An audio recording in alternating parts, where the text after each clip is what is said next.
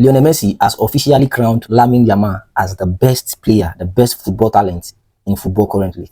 But this is not the first time. Remember in 2023, after Lionel Messi won his Ballon d'Or, he was asked the new generation of players coming up.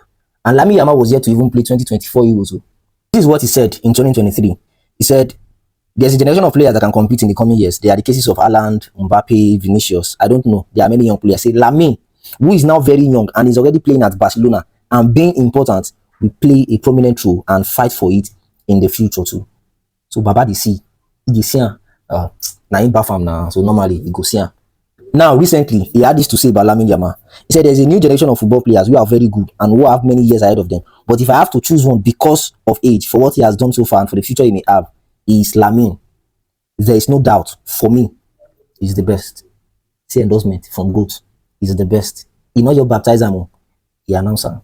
Say you are the best.